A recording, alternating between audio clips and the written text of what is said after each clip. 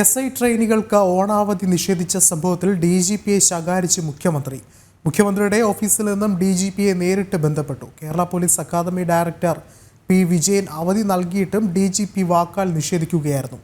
ജനം TV വാർത്തയെ തുടർന്നാണ് നടപടിയുണ്ടായത്. ജനം ബിഗ് ഇമ്പാക്റ്റ്.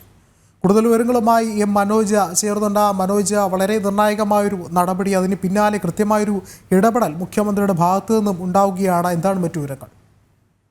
തീർച്ചയായും വിഷ്ണു, ഇത്തരത്തിൽ കേരള പോലീസ് അക്കാദമിയിലുള്ള SI ട്രെയിനികൾക്കാണ് ഓണം അവധി നിഷേധിച്ചത്. ആദ്യഘട്ടത്തിൽ DGP ആണ് ഇത്തരത്തിൽ വാക്കാൽ ഇവർക്കുള്ള ഈ അവധി നിഷേധിക്കുന്നത്.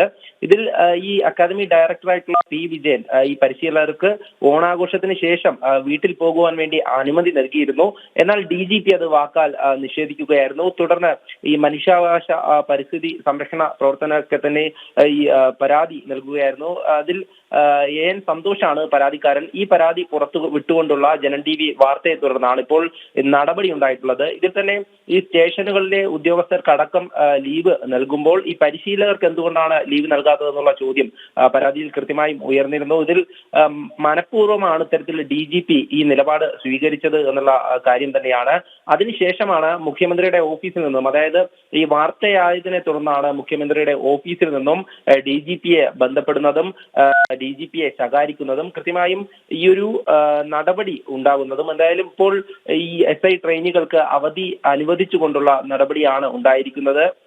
ഇതിൽ തന്നെ ഈ ഓണത്തിന് കുടുംബത്തോടൊപ്പം ഒരു നേരം ഭക്ഷണം കഴിക്കാൻ അനുവദിക്കാത്തത് ഈ പരിശീലകരെ. മനോജ, ഞാനെന്ന ഇടപെടുകയാണ്. ഇപ്പോൾ മനുഷ്യാവകാശ പ്രവർത്തകൻ AN സന്തോഷ് ചേർന്നുണ്ട്. സന്തോഷ്, ഒരുപക്ഷെ താങ്കൾ ചൂണ്ടിക്കാട്ടിയ വിഷയം തന്നെയാണ് ജനം TV വാർത്തയാക്കിയത്. ആ വാർത്തയിൽ കൃത്യമായൊരു നടപടി ഉണ്ടാകുന്ന, ഒരു കൃത്യമായൊരു ഫലം ഉണ്ടായിരിക്കുകയാണ്. എന്താണ് താങ്കൾക്ക് തോന്നുന്നത്?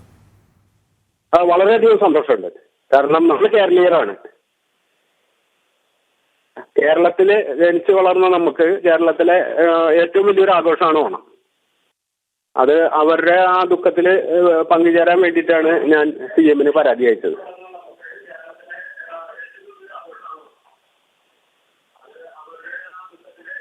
പറഞ്ഞോളൂ.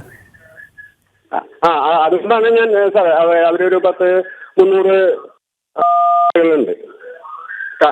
അവര് അതിലെ ലേഡി സ്റ്റാഫുകളുണ്ട്. അവര് പലരും മാരീഡാണ്. അവരുടെ കുട്ടികള് അവര് മറ്റേ വിജയൻ സാറ് 2 സൗദി പൊക്കോളാൻ പറഞ്ഞപ്പോ അവര് വീട്ടിലേക്കൊക്കെ വിളിച്ചു പറഞ്ഞു.